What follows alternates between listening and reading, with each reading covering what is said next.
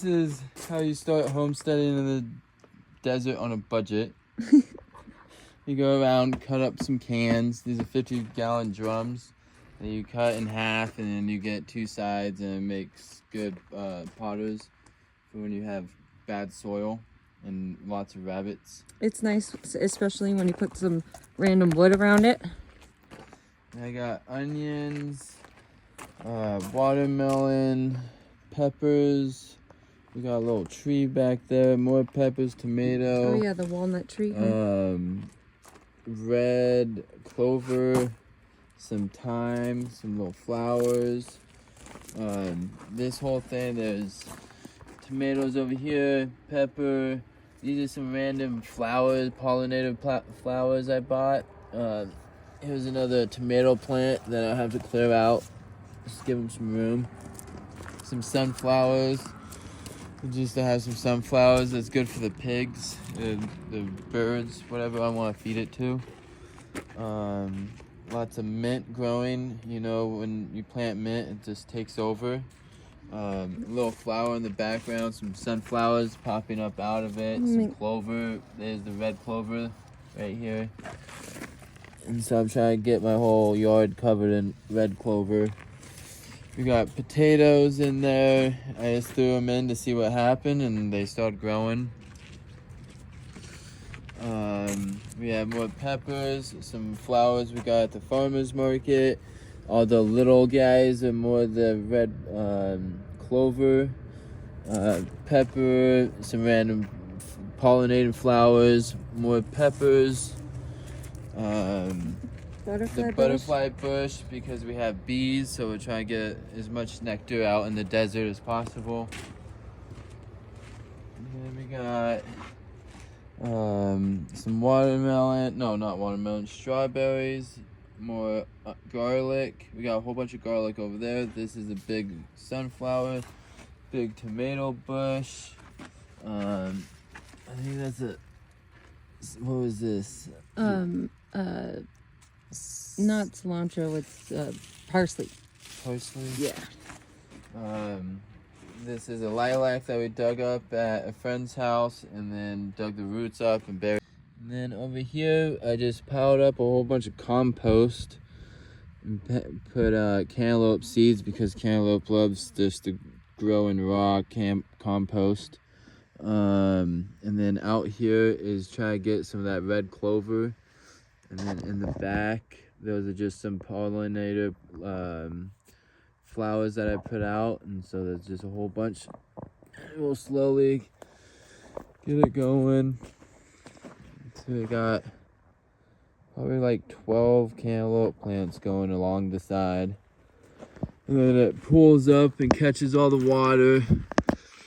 And then we just got big little patches of the red clover, and then random pollinator flowers all throughout this little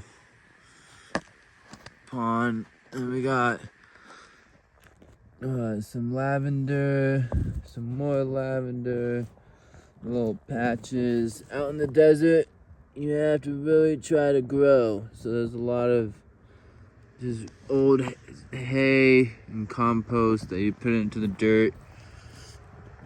And there's a tree that came with some lights when we came to the property. Haven't tested if they work, but this is why you moved to the desert, for the sunsets like that every night. We got a little tree that we're trying to get in there. We'll see if it makes it.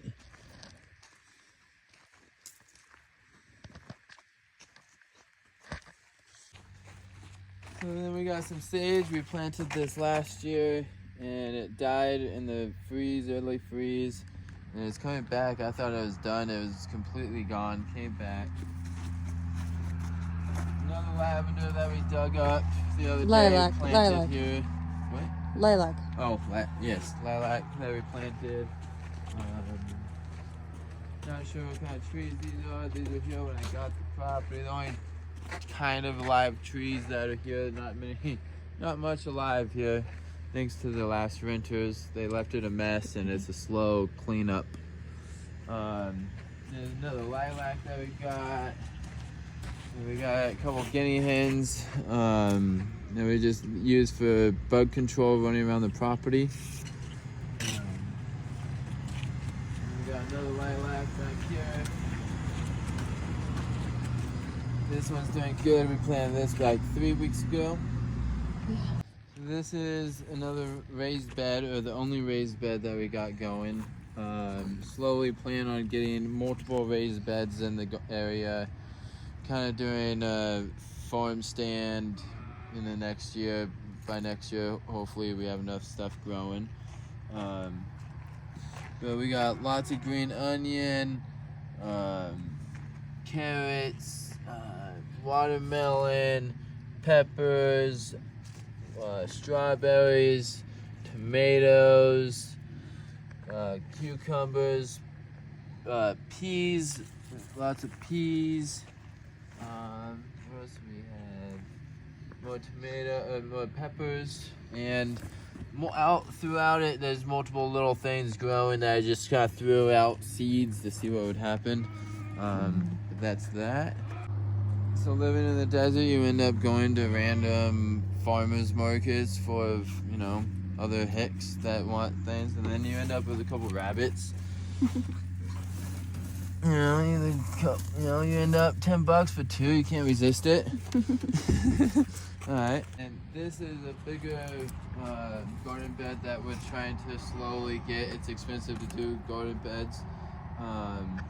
I filled it up with lots of branches from around the property, then compost from the pigs and the goats. Now I need to get some nice topsoil for it. And as I get some plants, I'm just going to get topsoil and put them throughout and just kind of do it on a budget and see what happens. And so on a homestead, you have to figure out how to make some money or trade something. So I'm raising some pigs, either for the trade or to sell the meat. They get about 200 pounds in 6 months.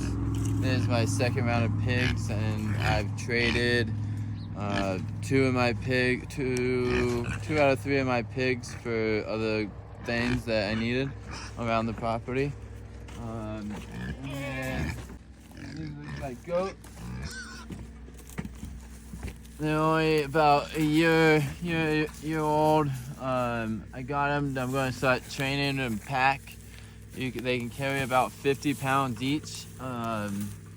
With a backpack on like a mule or a donkey would have, like a pack. They can carry it, and so right here I could carry about 150 pounds up into the mountains and not break a sweat because they carry all my beer for me. Come hang out with, and they're fun to watch fight or play, and they always just head smashing each other. It's very entertaining. What's their names? This one's Rye, Cashew. That's Cashew. Cashew. That's Shine. Shine. I don't name things I might eat in the future, but she's a vegetarian, so she'll never eat them, so she can name them. Mm-hmm. And then I planted this last year. It died back. It's a weeping willow. It's having a hard time. The goats get out, start eating it. But it's pulling along. It's going to do a good job of shade. It gets about 20 foot and then all hangs out. Lots of shade. I got a couple more willows in there and some other thing that I decided to grow with it that I'm letting grow. These are some more trees that I stole from some old people's property. They had lots of extra trees, and so I took them out by the roots. You got some kind of willows. Not sure what these are. Plenty of bamboo. That came back too. Yeah, the bamboo all died back in the freeze, but it was, gonna come back. You have to be entertained. You gotta have a hatch throwing. Makeshift. When you're growing your pigs or having a fire.